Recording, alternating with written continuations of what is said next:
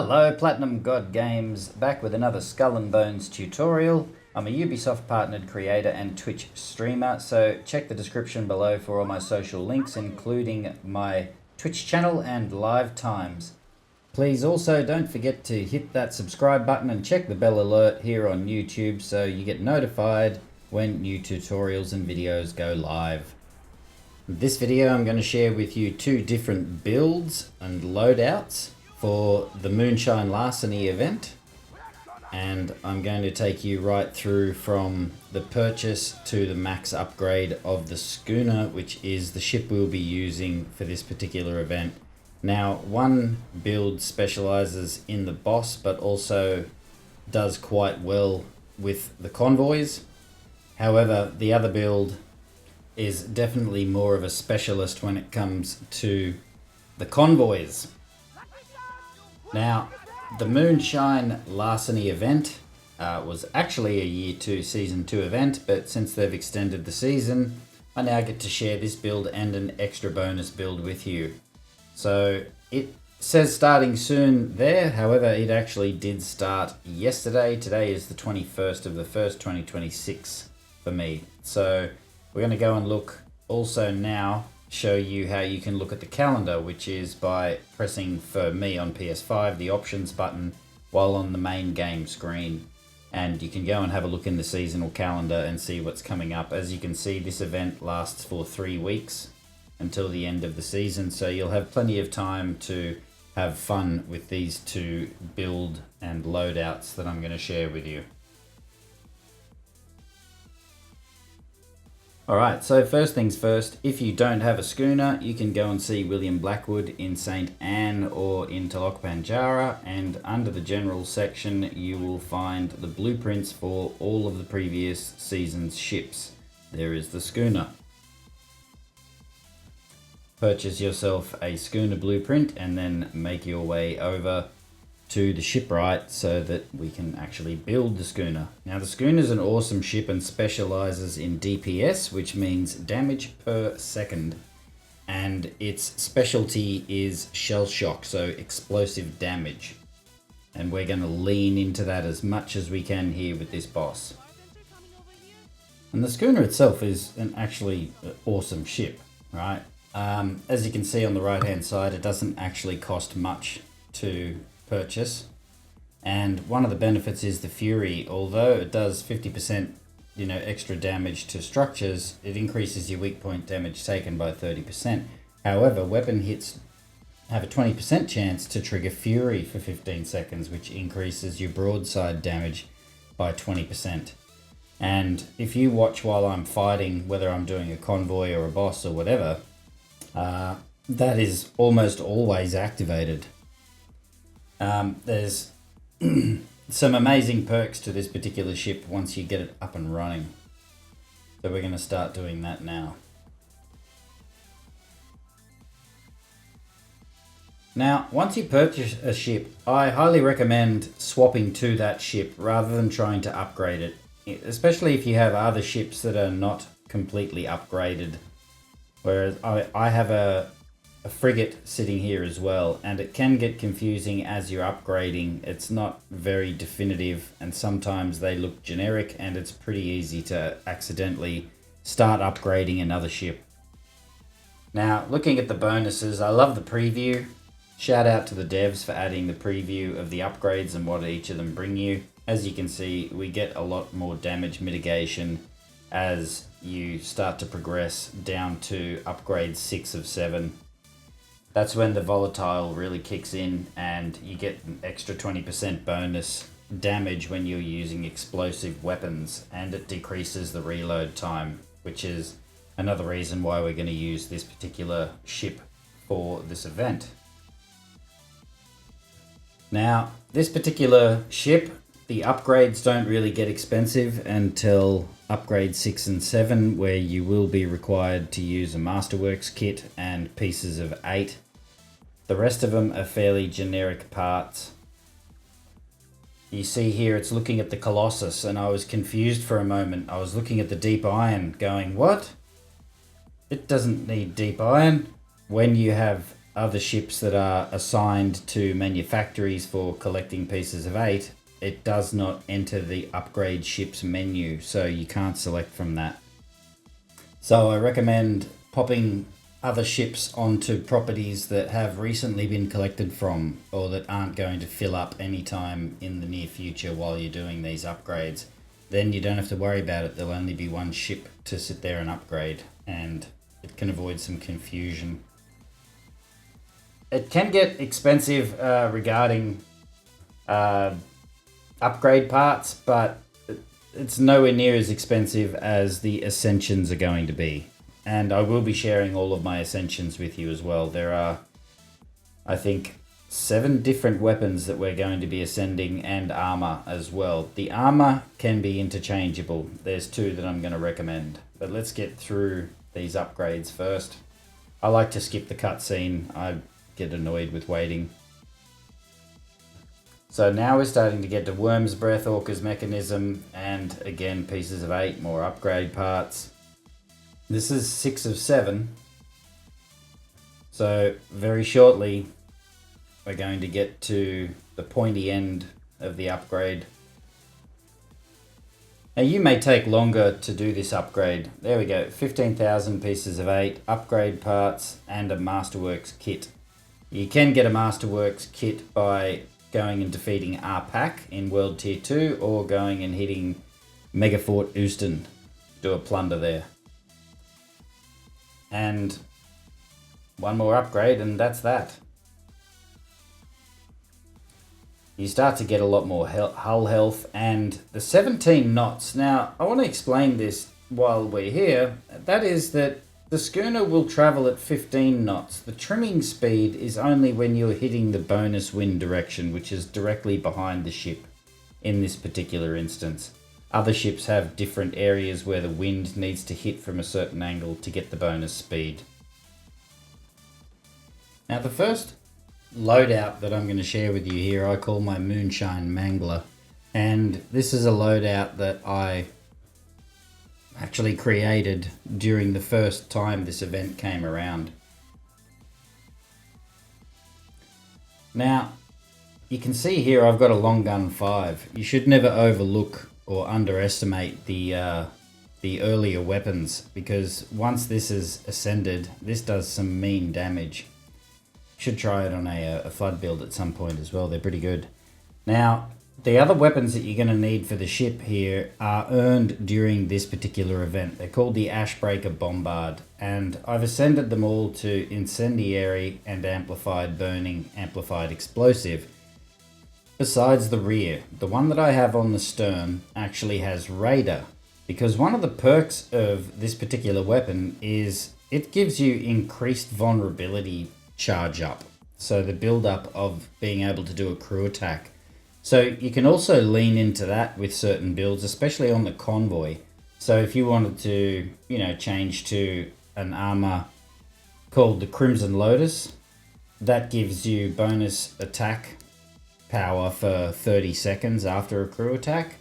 And there's also a piece of furniture called a Boatswain's Toll, and that gives you 10% extra crew damage. But you can also use the bitter ball and food, which I do quite frequently, and there's some other beverages and stuff that you can use that you should be able to get during this event as well, called Bloody Annie, and that increases your crew to crew attack by 50%. So it's a pretty good thing to add on here. Now I've got Barbarian on the Nocturne Heart here, just in case you start getting a bit bashed down.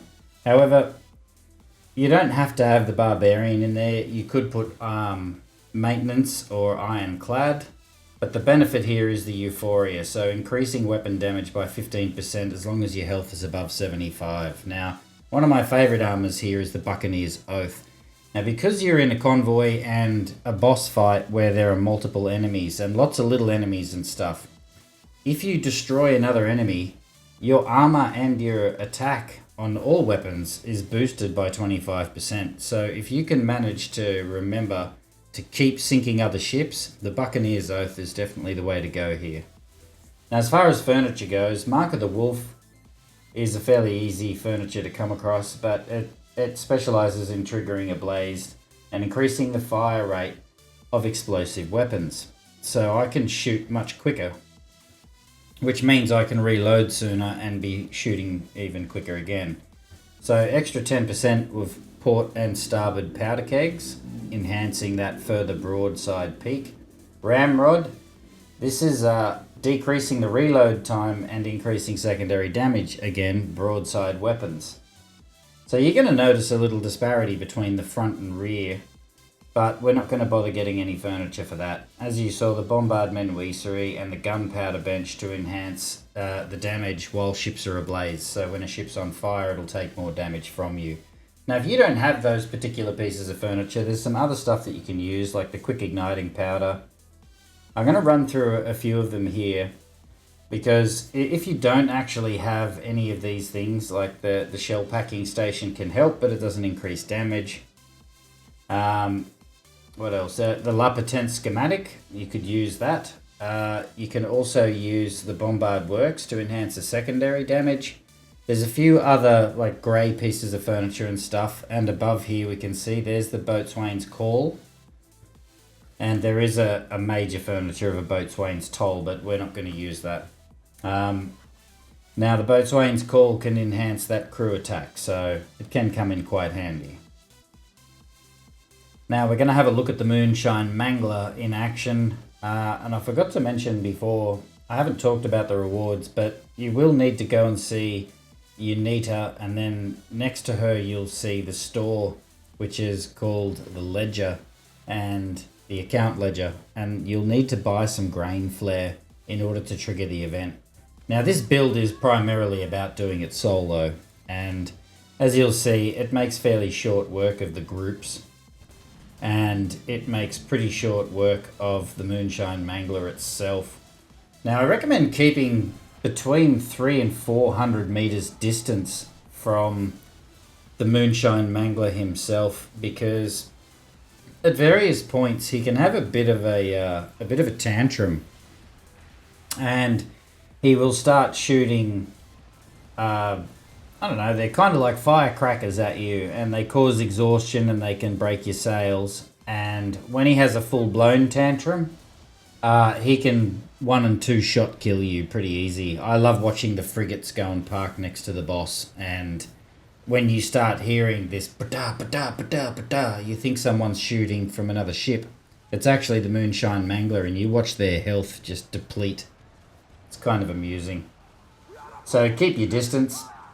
Again, because we've got on here the Buccaneer's Oath, I want to keep destroying these little enemies to do the most damage on all of his little helpers and get rid of them. Focus on him for a little while. Now he does have flammable weak points, which is why you want a fire build.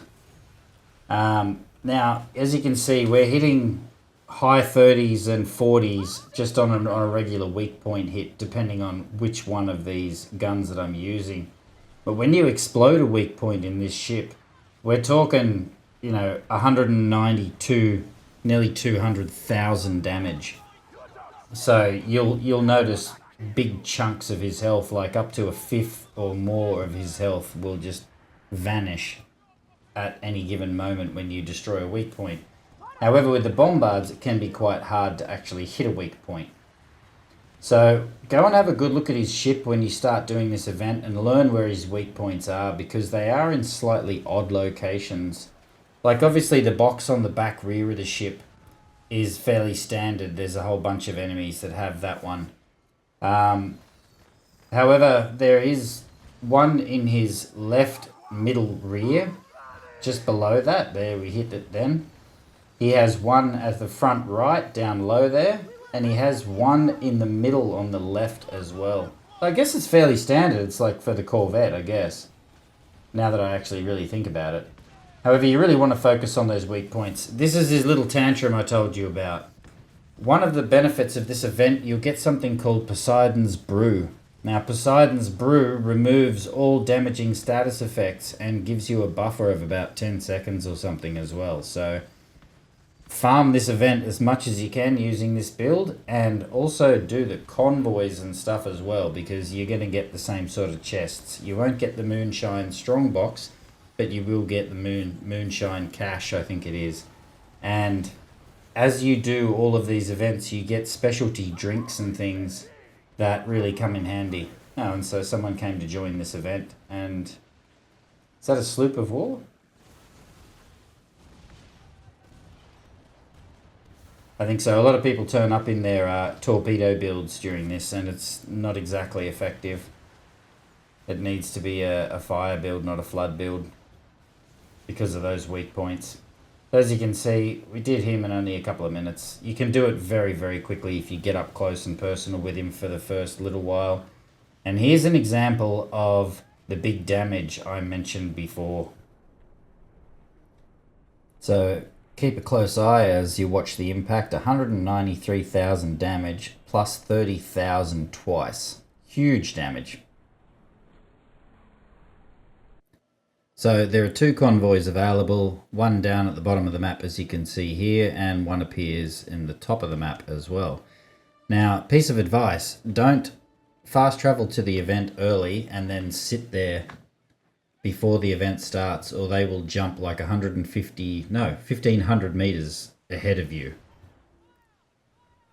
Now, one of the first things I like to do when they're doing these convoys is to get a hit on each of the chest carrying ships in case other people turn up, because I will take out the Moonshine Mangler because he drops a chest as well. Now, if other people turn up, the chances are they can, have a good powerful build as well and sink those chest carrying ships, and then they basically disappear. They sink the cargo ships. So I recommend you get a hit on them and then take out the Manic Moonshiner, not the Moonshine Mangler. Take out the Manic Moonshiner as soon as you can, and then it's pretty straight, easy sailing. As you can see, look how quick we just damaged him. Yes, he's only a level 14, but still this build is extremely powerful. And try and take full advantage of the fact that with the Ash Breakers, you're getting the crew attack vulnerability build up, especially when hitting weak points. So we've got someone else come and join here. It's pretty hard to get a solo event. So I move on to one of these cargo ships, the convoy ships, just to show you the kind of damage and how quickly you can destroy them. So you can be done in these convoy events very, very quickly, like within 2-3 minutes. And you really only have to focus on the weak points with this particular build. So normally when I tell people to do a convoy, I say do the crew attack and then destroy a weak point. Do a crew attack, destroy a weak point, especially with the ghost ship convoys. But with this build and this particular convoy, just hit those weak points with those Ash Breakers and you'll be out of there in no time. You can take full advantage, as I was trying to say before, by using Bitterball, and it increases your crew attack damage. And if you really wanted to, you could change a piece of furniture and set a different loadout for the convoys and one for the Manic Moonshiner as well. So if I was going to focus just on the convoys, I would definitely change the armor to the Crimson Lotus, as I mentioned before, and I would change one of the pieces of furniture for maybe the Boatswain's Call. But with this kind of damage, you don't really need to. It's definitely something that I would focus more on during a build for a ghost ship convoy, that sort of thing. Now, the more people that join these events, the more they scale up. So, sometimes other people will come along and destroy the weak points before you can get a chance to. And if they're using a not so powerful build, it can take a little bit longer to destroy the ships. However, you still shouldn't be waiting very long to actually complete the event. Now, we got one little ship left now. Again, I'm trying to shoot that other ship in the background to activate the not Skull and Bones, it's called the Blood and Gold perk, which is from the Buccaneer's Oath armor. And so you can see you'll have a little symbol down the bottom left, which is I think third from the right, and that'll last for 30 seconds once I've destroyed another vessel.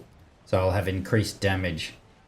Now you can see we're hitting close to 50k on some of these weak point hits. 45,000 seems to be about the average. So we just churn through these. And we're going to have a look at the top convoy because that is the more difficult of the convoys.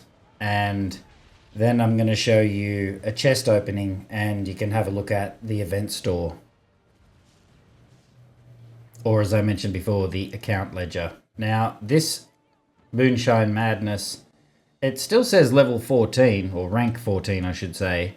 But this is a more difficult convoy and some of the sharpshooters and skirmishers that are there can cause flooding damage if you don't brace for impact. They can make short work of your ship. So 2 unbraced hits and you'll have half health left. Destroy as many of these little ships as you can. Try and keep that blood and gold perk active. And again, we're going to use the same technique we did with the others. Get a few ships, a few hits on the convoy ships, on the cargoes, and then take out the Moonshine, Mangla and all these little buddies. You can sort of space them out so that you can keep activating blood and gold. So just keep an eye on that little symbol down in the bottom left. And you'll see again, it doesn't take long to get rid of the Moonshine Mangla. So we're just going to sit back and enjoy watching this one.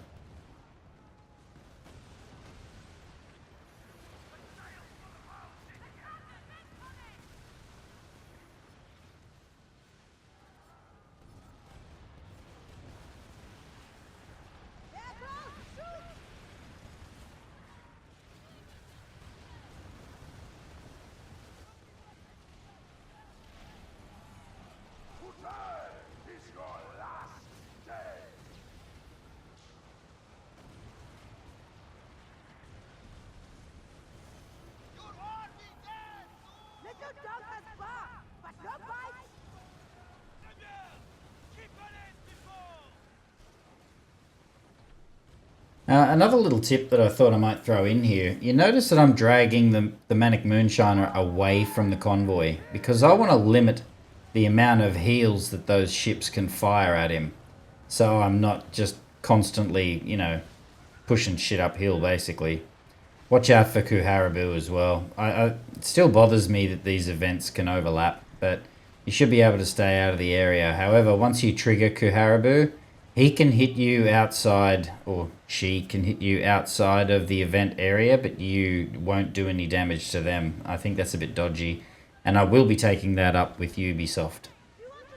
Being as part of that, I'm in the Insider program and a Ubisoft partner creator, I have the ability now to actually put forth suggestions and stuff regarding the game. So if you guys want to leave any comments about stuff, or there's things that you think you'd like to see in the game, don't hesitate to let me know in the comments so that I can pass those suggestions on to Ubisoft. Now, Kuharabu didn't bother me in this one, but there are times where the convoy will drift over into more of Kuharabu's territory, and that can be really annoying, especially if you're not having a very good run and you're getting bashed a lot. And then Kuharabu comes up and, you know, like, takes a chunk out of your ship and causes you flooding damage, and you don't really notice it because you're engaged and very focused on the battle. But once you get rid of the first enemies and they call the second group of enemies, they're weaker enemies, so you should only take a couple of shots, like 3 shots with this particular build, and you can get rid of those ships. Looks like we're back into Kuharabu territory. You used to be able to destroy the barrels on the front of the ship there that have the plus signs coming off it, and they wouldn't be able to shoot healing shots. But for whatever reason, I've noticed that doesn't seem to function like that in the game anymore. Because really, way back in year 1, season 1, they had these ships that were healing each other, and it was originally where you got the, what's the name of the armor? The Royal Custodian. And that was, at the time, that was the best armor in the game. Now I've got something like, I don't know, 1,000 of them in the warehouse. So it's still a good armor, especially Ascended. You can use that for a few applications, especially in PvP. And now we'll get rid of these guys. Again, I could be using Bitterballen, change the food that I'm eating so I get enhanced crew attacks. And I just don't. I just focus more on making sure that I'm hitting those weak points, because you do just such awesome damage to it. So much fun, this build. The next build that I'm going to show you is quite a fun build as well. It doesn't have the same crew attack properties, but it does have its own merits. And for any of you that actually played the recent event, the Azure Solstice, you're going to want to know about this build because it will be using the Frost Whale. Now, what I'm going to do now is show you a chest opening, and then we're going to pop over to the account ledger, which is in St. Anne, in the bar next to Unita on our left, on her right. Okay, so just quickly before we go and do the chest opening, these are the 3 quests that are available with Unita. The Manic Moonshiner Daily I recommend you do. And there's a rogue quest as well, the rogue owlie pick. But that Moonshine Taunt owlie, don't waste your time and effort. The rogue one will happen automatically when you're actually doing the convoys and the boss, but for the most part, the owlie taunt is just a waste of your time. You have to go and sink a compagnie or DMC cargo ships, and they sometimes they don't even show. It's not a bug or anything. It's just it's a shitty little mission. It's not worth your effort. Now here's the account ledger. Plenty of deep iron for all of those people complaining and don't want to go and do Fort Wolvenhole.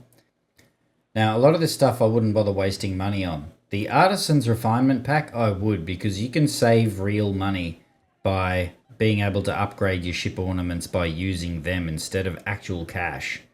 Now, a lot of this stuff is not worth the money until like the end of the event and you're like, yeah, bugger it, I'm going to buy them anyway. But I would definitely stock up on these 2 chests, the Ascended Event Cache and the Ascended Ashbreaker Cache, so that you don't have a whole bunch of Ascended weapons taking up space in your warehouse. A lot of these weapons you can get blueprints for now anyway. Maybe not Naga's Call or the Klein Kartawi. However, these weapons are good, but it's entirely up to you. I just recommend saving your event cache till the end of the event at least, because there is a set of cosmetics. Now, I believe it's about 4,500 illicit moonshine that you need to purchase the entire set of the cosmetics for the ship and the crew. And that's usually the first thing that I do with any of these events is I save up and purchase the cosmetics, and then I start opening chests, usually live on stream with my community. This is also where you need to buy the grain flare to start the event. So I recommend maybe buying 30 or 40 just to start with. You'll earn more. Okay, now on to the chest openings. Now, these are the strong boxes from Year 2 Season 2. So, as you can see, I've sped up the footage because you didn't have the ability to open multiple caches at a time. So, you get quite a lot of ascended weapons, and one of the things I do highly recommend that you do when you are opening a large amount of caches or chests is that you wait out the front of the blacksmiths so that you can do one of two things. So one thing I like to do is go into Ascension mode before I salvage anything and see if the elevated numbers are present. Some of the weapons that you get, especially the double ascended weapons, actually have a slightly higher possible maximum. So you'll see when we go and have a look at this shortly that some of the weapons we look at say a maximum possibility of 10.7, whereas others will say 12. And obviously it's the ones that say 12 you're going to want to take the time to separate from the the large amount of other ascended weapons that you have and try and swap out whatever you have on your fleet. Because a good way to save all of these weapons is to store these things on your fleet ships. So you have to go through the arduous task of going through your fleet and removing any items and swapping them over with ascended weapons. And then eventually you do what I had to do, which is go through all of these weapons, put them into your ship, and then go to the blacksmith and you open up Ascend and see if they've got elevated numbers. If they don't, you need to remember what the Ascension is so that you can go and salvage that weapon and then put on one that goes up, you know, to the higher numbers and stuff. So it can be quite an arduous task. Now, we didn't get much here by the you know, the results of that opening. This was Year 2, Season 2. So I basically have a look through, and if anything didn't have the ascensions that I wanted right at the time, I just got rid of it. But back then you couldn't lock the ascension like you can now. So the salvaging changed in the way that I would, you know, just get rid of things. There's also a little trick I'm going to show you here with accelerated gun rails smithy. So you're going to end up with a ton of them by the end of the event. And as you can see, you get a tidy little haul of ascension modules, upgrade parts, rogue materials, masterwork kits, etc.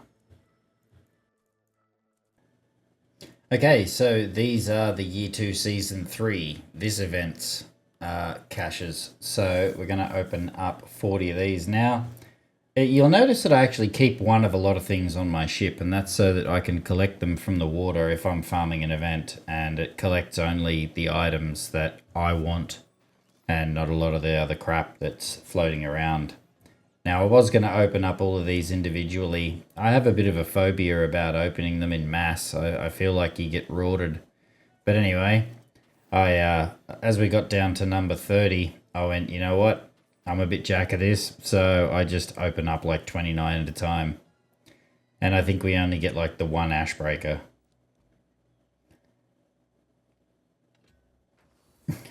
So I was like, oh really? That doesn't help my my paranoia of feeling like I've been scammed. So, that was not helpful at all. And as you can see, we got a lot of cool items here. That list goes on for a while, so we're going to speed things up here. Alright, so this is, wow, it still looks like it's in slow motion, and this is times 200 speed. So you can imagine how long I sat there while this just carried on. Okay. Anyway, so what I was talking about before in regards to the items that you receive from the chests, especially the ascended weapons, I would take the time to carefully go through, and you only pretty much have to look at the 2s and 3s. The 1s you don't really ever have to worry about once you get to a certain level of, you know, after you've been playing. You just salvage them automatically. But check these level 3s and see if they have the raised ascension number. If they go up to 12, then I would keep them. I would do what I can to swap around weapons in the ships and stuff like that, of your fleet ships, to try and hang on to those higher number ascended weapons, and then salvage everything else. And you'll get to the point where now you only start to have those ascended weapons, so you end up having to just salvage them anyway, but you do get ascension modules and more upgrade parts because it's a level 3 ascension. So go to the blacksmith and go ascend items. Go to the cargo and have a look. There you can see the frost whales from the Azure event, and that is part of, I'm in the ship now with the build that I'm going to show you as a bonus. Okay, so I'm not really looking at what the ascension is. I'm looking at the numbers here for the maximum possibility. And if you have a look there, it says incendiary, 9.7 to 12%. That is a higher ascension. So I would try my best to keep that weapon. And you have a look at these ash breakers, same thing. Incendiary, 12%. So have a look at all those weapons, take your time and go through it and have a look. If you've been playing for ages and you just want to know the build, then just basically, you keep one or two of them like the event weapons and just salvage everything else. But I thought it would be worth explaining to some of the newer players and perhaps some of the older players that don't know about this, where you can actually get, higher ascended numbers. So if you've ever wondered how come that person's squeezing that bit extra out of a build, well, that's probably how. And these do drop frequently. As you can see, we've got a lot of good items. Through all the ascending that I've been doing, all of Season 2 and 3, I've spent a lot of upgrade parts, silver, and many other materials, including pieces of 8. It does get quite pricey. I've tried to reason and bargain with Ubisoft to get them to lower the costings, hopefully down to 2,500, 5,000 and 7,500 for each level of ascension, rather than it just being a straight 7,500 silver. That's a bit punishing, Now, I'm going to skip through this one. I couldn't believe that I've opened up 115 of the Moonshine chests. Now, these are the ones that you get from the Convoy. And as you can see, you still get some pretty decent stuff. And you can get some Ascended Ash Breakers. There you go. So don't discount what you get from those Convoys and just farm the boss thinking that's better. It may be, like a higher percentage of getting an Ascended weapon, like an Ascended Ash Breaker or something. But go and get stuck into these chests as well. Now, we got a good amount of items out of that, including the usual upgrade parts and ascension modules. But we're going to cut through that and get into this season's chests. And here we go with the Moonshine chest of this season, this event. So shout out to the devs also for enabling us to be able to mass open chests. However, also be careful, because opening these chests en masse doesn't count towards a tally. If there's a challenge in the game, say, you go into the Smuggler's Pass and you look at the event, and the event has a list of challenges that you need to complete, including opening 10 chests or whatever. If you open 10 at one time or 15 at one time, it only registers as 1. That's a known bug. They're working on fixing it. So in the meantime, open them one at a time if you want to hit that achievement. So as you can see, heaps of stuff to replenish what you're doing while you're making these builds for these 2 ship loadouts with the schooner here, or for any other build that you're trying to do. Some cool stuff. Again, go through them and have a look. I just salvage basically all of this, and I'm going to show you, if I go and have a look at the blacksmith, you'll see that a lot of these ascended weapons only go up to 10.7. So including the Ashbreaker, which is the one that I'm most concerned about. Alright, so when we go and have a look at the Ascension, you'll see it just says 10.7. So we're missing out on 1.3% of potential. And a little public service announcement here. If you're getting god rolls, if you got the funds to go and chase after making a really powerful build, don't sit there and waste hundreds of thousands of, pieces of 8 and silver and stuff chasing 0.1% or 0.2% because you want to see it say 12. Come on, don't bother wasting your rolls on that sort of stuff. It's a huge waste of money. Okay, now onto the little tip. At the end of the event, you'll have a bunch of accelerated gun rails smithy. I would keep a certain amount of these, but I would also salvage a bunch of these because you can get some deep iron from them. And if I remember correctly, I didn't get the greatest amount from here, but I had hundreds of these. So this isn't my first attempt at salvaging here.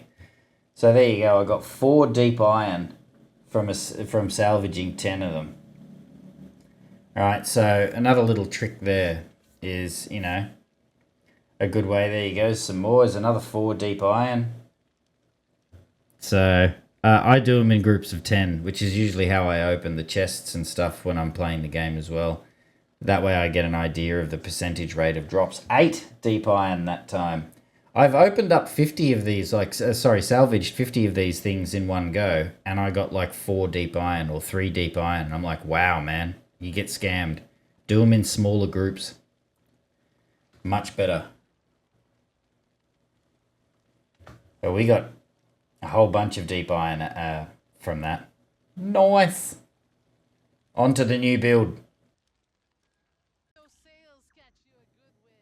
Alright, so this build I've called the Manic Wailer because we are using the Frost Whale as our primary weapon, which is a bombard. Now, I'm guessing that a lot of you just did the Azure event just past, and the Frost Whale was one of the reward weapons you get from that. So, unfortunately, if you don't have a Frost Whale, you're probably going to have to skip this build. However, the Moonshine Mangler will do you just fine to smash out this event multiple times. So I'm showing you the weapons here that we're actually putting on board. Of course, it is the fully upgraded Bear Schooner. There's no furniture on board. Now, we're going with the Lange Katawi, which is a long-range combustion weapon.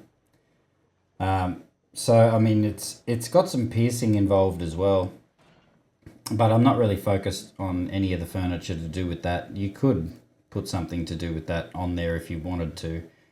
However, we're mainly focusing purely on combustion. So I went through and selected a few Frost Whales that were already double ascended. And yes, they are the higher ranging percentages, as I mentioned earlier in the video. So I'm purposely putting the same kind of things on there that I have on the Ashbreaker because it is a combustion ship, but the boss requires, to really exploit his weak points, fire. So we're throwing a Crouching Tiger on as the auxiliary weapon as well. And this weapon, the Crouching Tiger, is just unreal. However, it comes with a warning that it comes with taunt. So that's primarily one of the built-in functions of the Crouching Tiger as well. So if you're not careful, you'll have a lot of hostility directed towards you every time you fire the mortar. So be very careful. Again, as I mentioned earlier, you want something like a Buccaneer's Oath to take full advantage of the blood and gold aspect of things. And as you can see, the weapon damage and armor increase by 25% every time you destroy an enemy, and that lasts for 30 seconds. So there are a few different armors that if you wanted to put something different on, you could.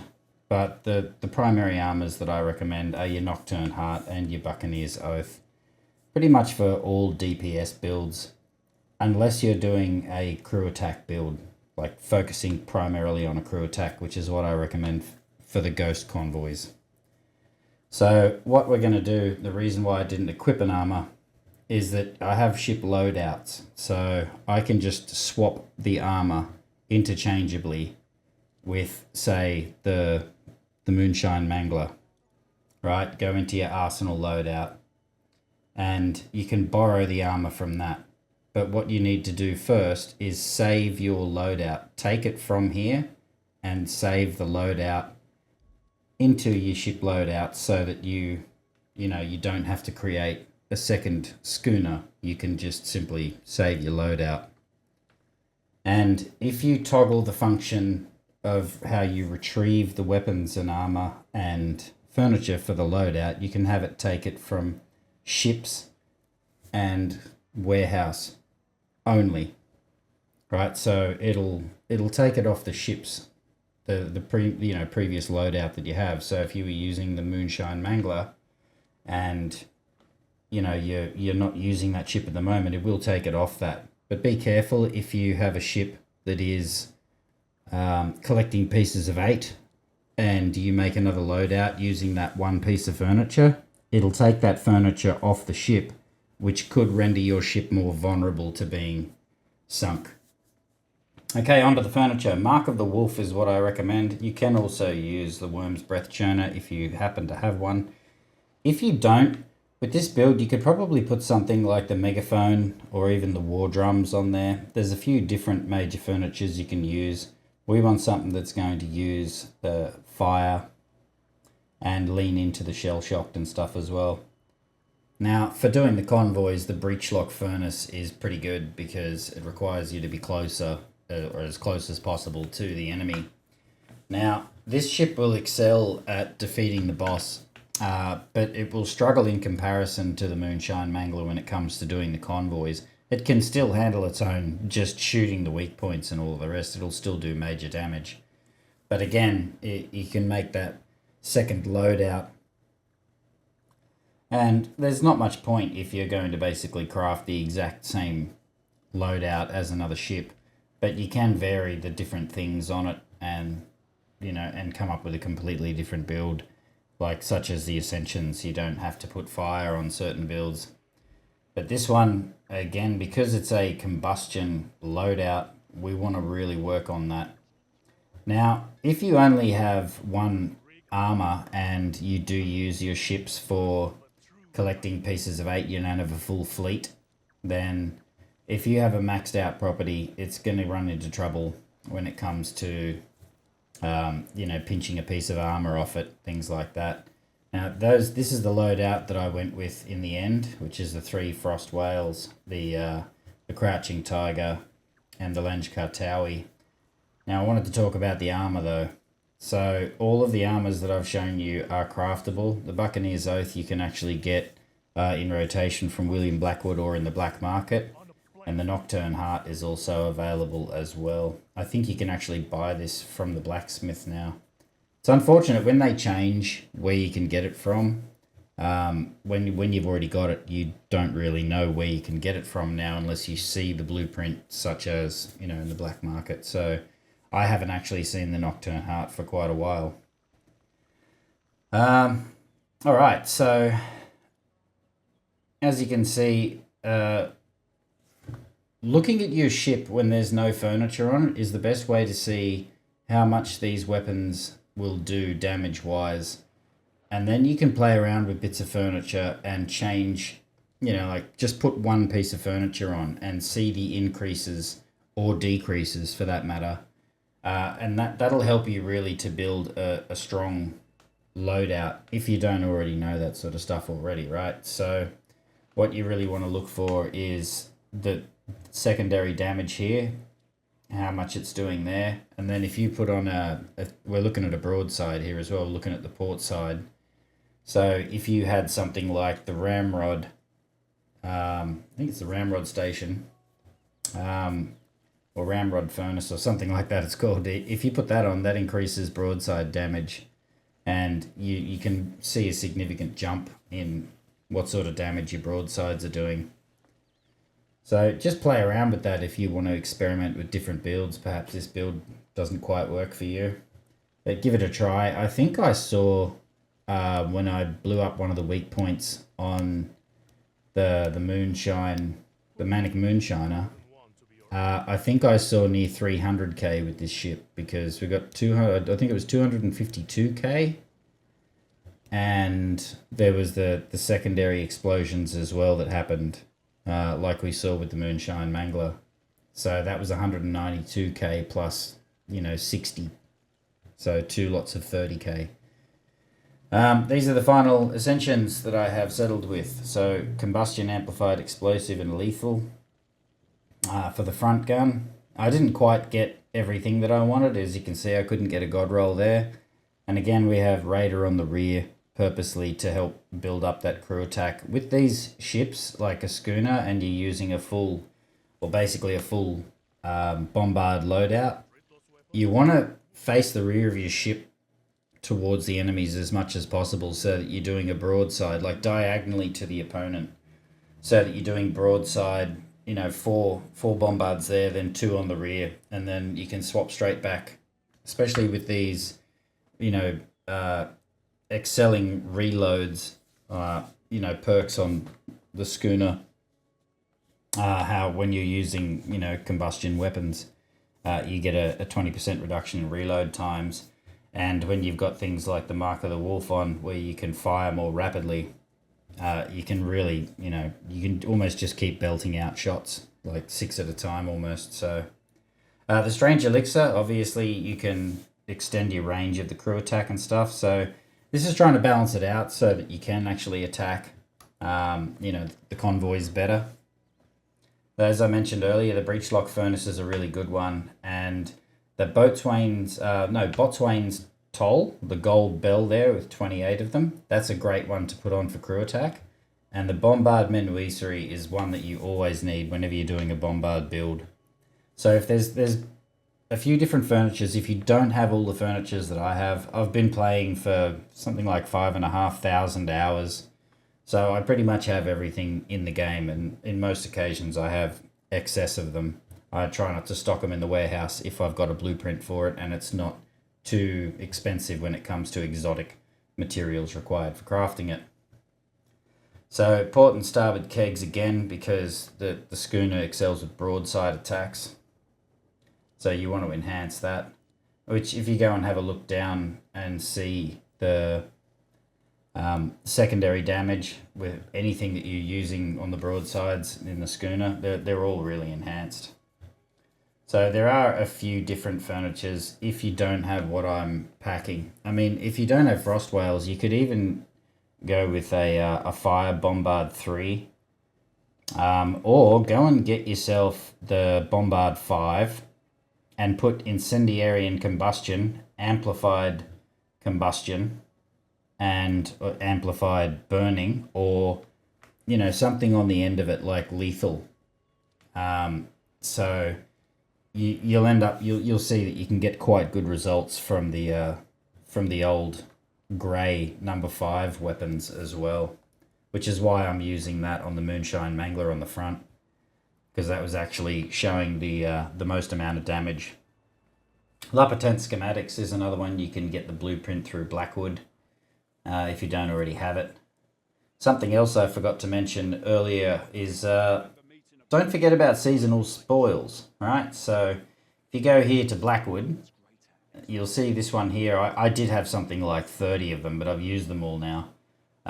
Seasonal spoils gives you a boost of the currency that you get from an event for 3 hours. So do it right at the start of your farming session, and then just keep hitting the bosses and convoys. Now, you get these from the Smuggler Pass. I had built up quite a lot. And there's other times where, different events where you get given some of the seasonal spoils as well. However, there's a little trick. You see, I've gone to the map here. You can go to the map and then go to the Smuggler Pass and then tab across to the up arrows there, and that's where you'll find it as well. So if you forget to go to William Blackwood, don't worry. You can actually go right out to the start of the event and trigger it from there, just to maximize the time. Lastly, I wanted to touch on people with ineffective builds. Now, I want to make it clear, I'm not shaming anybody here, I'm not pointing out anybody's names. I didn't even pay attention to this as I recorded it. I'm focused on the sloop of war, a frigate, and I think it's a paddy. So a Padawakang. And I'm looking at the damage and I'm like, okay, so this will give you a good comparison as to just what my ship can do. And you see that huge chunk that it just took off the Moonshiner. So you really need to learn where his weak points are. But again, it's more pointing out that if you pay attention to what the boss's weaknesses are by spyglassing them, you can come back with a better build rather than just turning up in, you know, and taking forever to defeat the boss in a build that's not as effective as one that would be if you really maximize what you've got. And now this is a solo attempt on the Manic Moonshiner in the Manic Wailer that I created. So this is the actual from start to finish boss fight. So I recommend, you know, trying to basically land your mortar right in the middle of those ships, and you want to take out some of the smaller ships first because they'll do some pretty heavy puncture and flooding damage to you. However, try and locate the healers. There should be a couple of brigantines floating around in the middle of all of that. And they'll try and back away from the rest of the herd. There's one on the left of the screen there. They're the ones that'll shoot up the healing shots. So whenever you see where they're coming from, try and target those ships. Once you get rid of the healers, you can pretty much focus on the Manic Moonshiner. And one thing I didn't do here is I normally open the map and track the event so that you can see how many ships are left. It shows you the full tally on the side. And I didn't do that this time. So he has another weak point on the left side towards the back. And he has a weak point in the middle on the right hand side and at the front on the right hand side, as well as that box that you see sitting in the rear of the ship on deck. These guys, these little skirmishers and the sharpshooters can do some serious damage, so be very careful. I thought it was funny how he came after me here. I'm like, really? Do you want to do that? Do you want to put me right next to your weak points? But it turns out he did. There's the other healer. Gone. There's only a smidge left.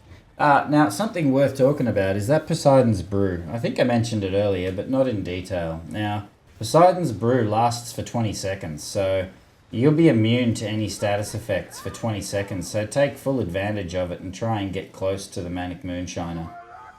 Now, I recommend you try and use Poseidon's Brew when he starts doing this attack here. Because when he gets down to low health, that's when he will start doing it. And it's not this attack actually, this is where he does his normal attack. It's a fire attack that he does. Very shortly he's going to do this demi-cannon constant attack. Here we go. Now, I've used my restoration kit, and then I used Poseidon's Brew, and he did me over. It's too late. I couldn't use it because I'd already used it. I was on cooldown. So, that's a bit of a shame. Anyway, so yeah, save your Poseidon's Brew if you can until he starts doing that demi-cannon attack. So I hope you found the video helpful. If you have any questions, please pop them in the comments below. Is there anything in the game you'd like to see a tutorial on? Again, let me know in the comments. I also stream live on Twitch. Check the description below for live times. Also, don't forget to hit that subscribe button and check the bell alert so you know when new videos go live. I'm Platinum God Games. Until next time, game like a god.